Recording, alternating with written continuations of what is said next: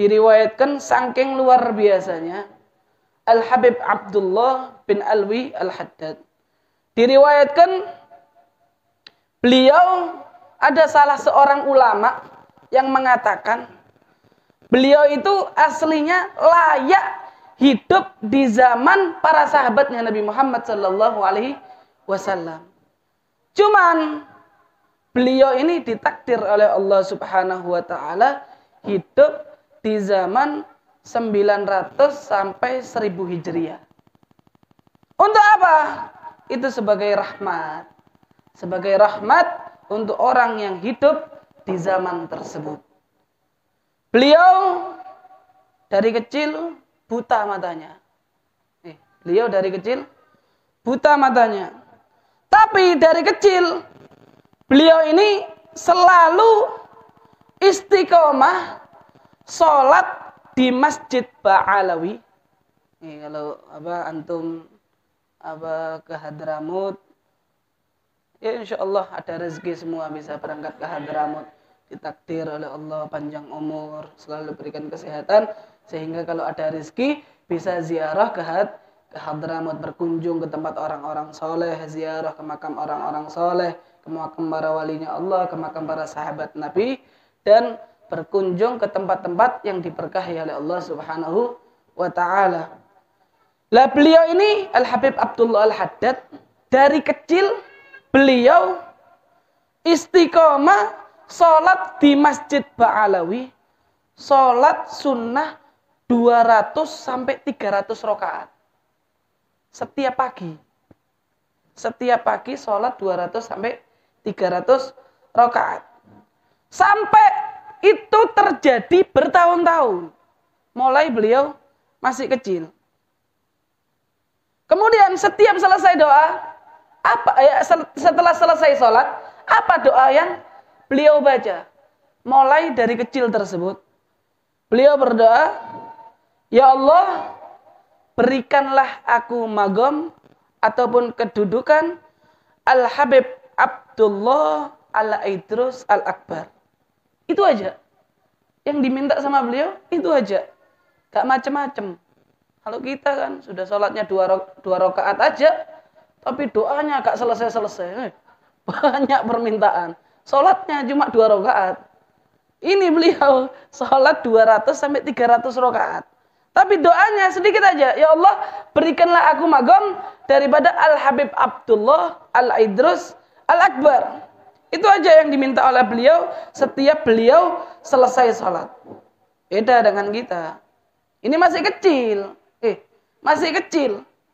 Akhirnya ketika sudah tua, beliau berkata, dulu aku meminta kepada Allah Subhanahu wa taala magom atau kedudukan Al-Habib Abdullah Al-Idrus. Al-Habib Abdullah Al-Idrus itu punya anak Al-Habib Abu Bakar Al-Adani. Itu punya karomah, minta kepada Allah supaya langit ini turun hujan susu.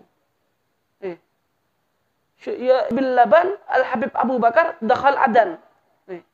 Ketika itu Al-Habib Abu Bakar Al-Adani ini mau masuk daerah Adan. Beliau minta kepada Allah, ya Allah, turunkanlah hujan susu. Subhanallah. Tiba-tiba turun hujan susu. Masya Allah. Punya karomah. Ini karomah luar biasa. Magomnya tinggi di sisinya Allah Subhanahu wa ta'ala.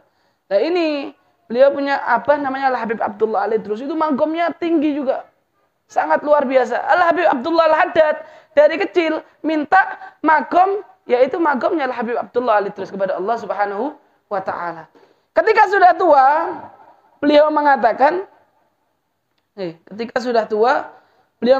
dulu aku minta magom kepada Allah, magomnya Al-Habib Abdullah Al-Idrus. Sekarang, aku sudah melampaui daripada magom tersebut. Aku sudah melampaui dan aku sudah di atas daripada magom Al-Habib Abdullah Al-Idrus. Padahal pandangan beliau tidak bisa melihat. Pandangan beliau tidak bisa melihat. Tapi beliau hafal Al-Quran. Beliau hafal Al-Quran, beliau hafal hadis, beliau hafal kitab-kitab dan lain sebagainya. Masya Allah. Loh Beb, caranya gimana Beb? Kok bisa? Padahal beliau kan buta. Beliau nggak bisa melihat. Kok bisa hafal Al-Quran? Kok bisa hafal hadis? Kok bisa hafal kitab-kitab? Kita ini aja yang bisa melihat susah. Susah untuk ngafal Qul ya ayyuhal kafirun aja bulat-bulat Beb. Ngafal Wadduha sampai An-Nas saja dari dulu sampai sekarang lupa-lupa. Apalagi suruh jadi imam, ya Allah, kadang-kadang ingat. Nah ini bisa hafal Al-Quran, hafal hadis, hafal kitab-kitab yang lainnya. Padahal dalam keadaan tidak bisa melihat. Caranya gimana? Nah, teman sahabat daripada Al-Habib Abdullah Al-Idrus tersebut disuruh baca oleh beliau. Di dekatnya beliau. Di dekat telinga beliau. Lalu oleh beliau dihafal. Setelah dihafal oleh beliau, diulang oleh beliau. Apakah benar daripada bacaan beliau. Sampai beliau hafal daripada Al-Quran dan hadis Nabi Muhammad dan kitab-kitab yang lainnya. Sampai beliau menjadi imam. Makanya dipanggil beliau Al-Imam Al-Habib Abdullah bin Alwi Al-Haddad. Tidak gampang mendapatkan daripada maqam Al-Imam ini. Luar biasa. Beliau kalau ngarang kitab itu nyuruh santrinya untuk nulis dan beliau yang mendikte. Di dekatnya beliau yang mendikte dan santri-santrinya yang menulis daripada kitab karangan-karangan beliau. Karangannya beliau tersebar sampai ke seluruh dunia. Sampai diceritakan ada satu orang melihat karangan daripada Al-Habib Abdullah bin Alwi Al-Haddad. Orang itu nanya, ini siapa yang ngarang daripada kitab ini? Kok kalimatnya bagus, kata beliau. Ini bukan orang biasa, ini nunjukkan yang ngarang ini orang ahli sastra. Bahasanya bagus. Dijawab oleh salah seorang, oh itu ada satu orang di Hadramut sana, namanya Habib Abdullah Al-Haddad. Tapi dia orangnya buta, kata orang tersebut. Apa kata orang itu?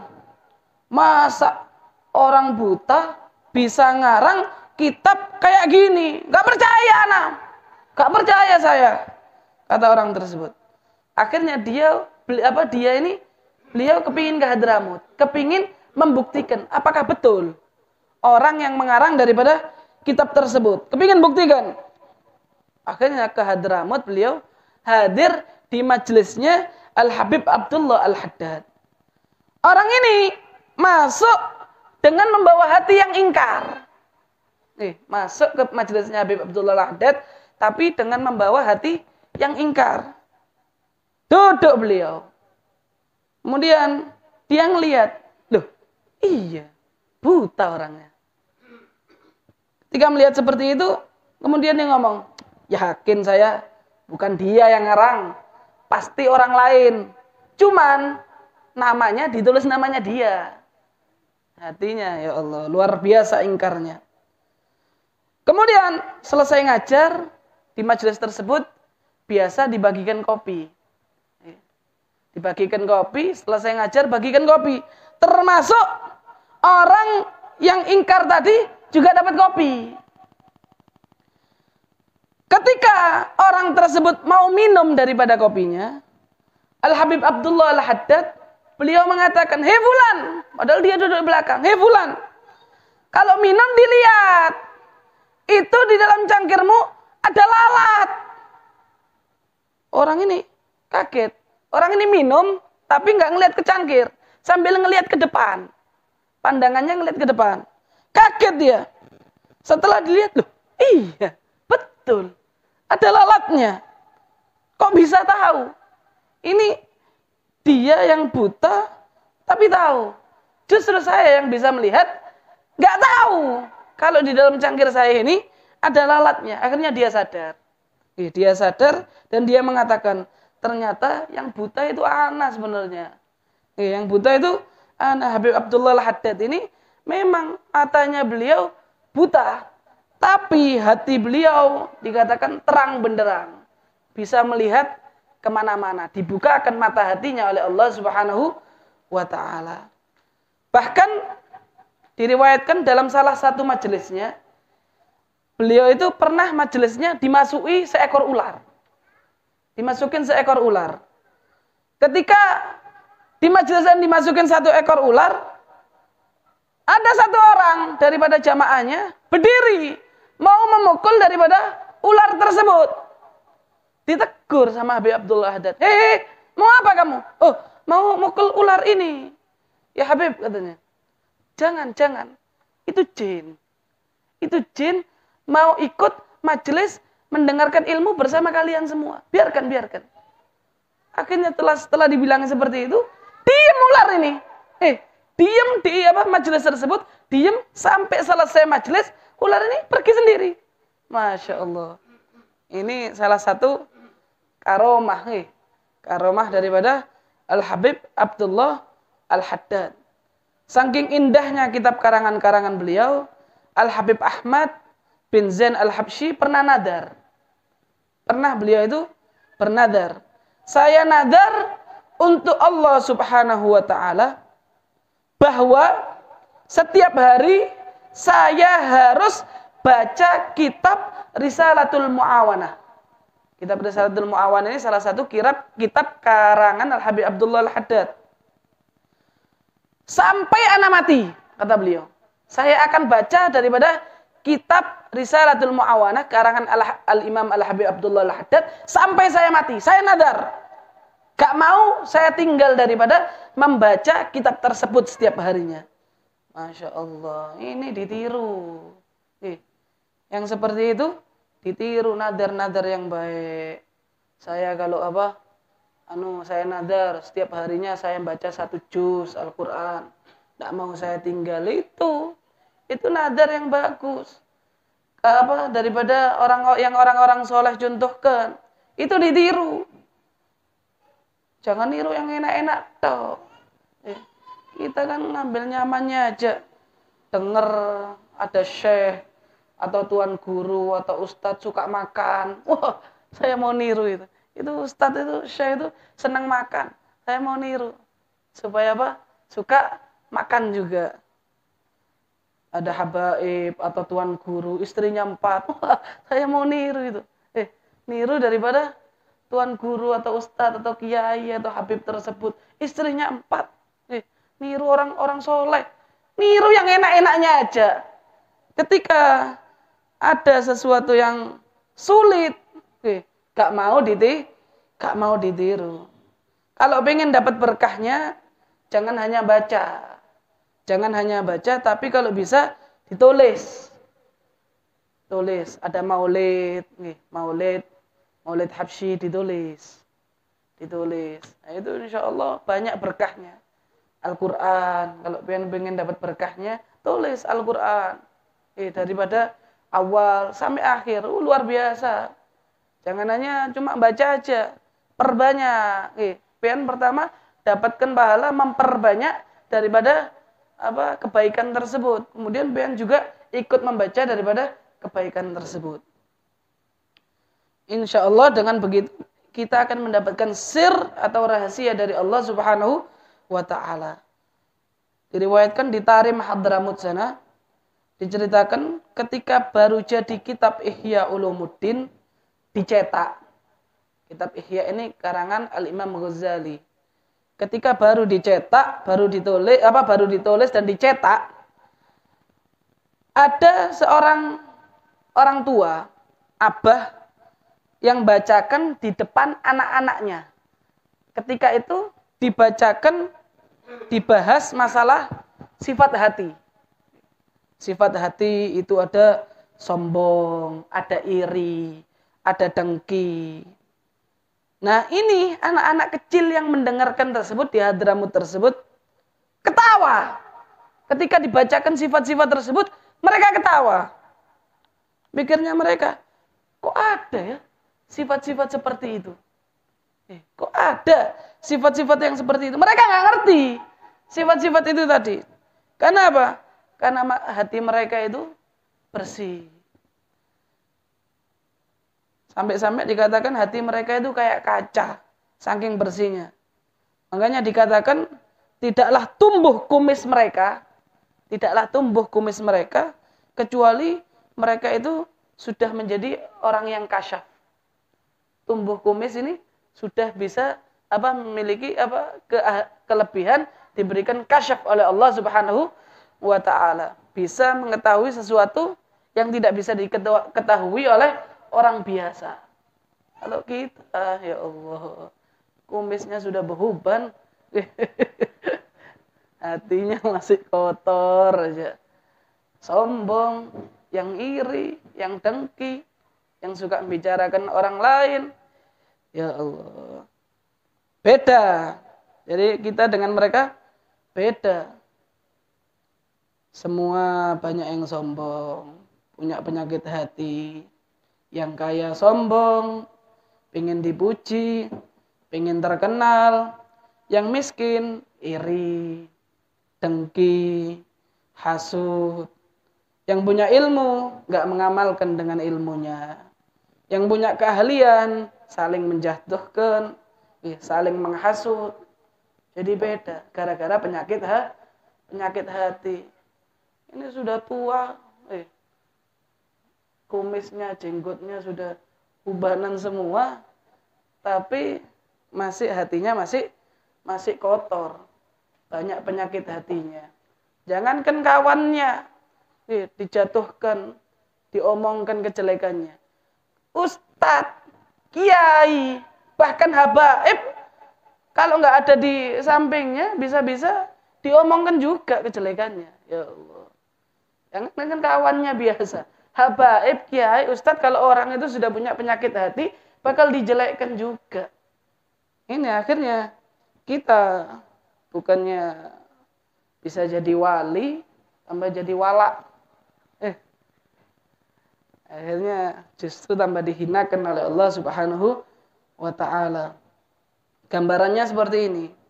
Ada orang, kalau ibarat hati yang bersih itu, ada orang mau ngasih susu. Minuman susu misalnya. Ditanya, mana tempatnya? Gelasnya. Pas pian nyodorkan gelas atau tempat. Ternyata ada cicaknya, ada tai cicaknya. Kira-kira orang mau ngasih apa enggak? Loh, kok ada tai? Sana. Ambil tempat yang bersih. Ada satu orang lagi, ngasih gelas lagi. Gelasnya kotor. Orang jadi males mau ngasih daripada susu tersebut. Tapi ketika orang gelasnya itu bersih,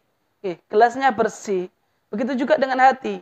Ketika gelasnya bersih, orang itu mau ngasih susu tadi nyaman, dikasih susu.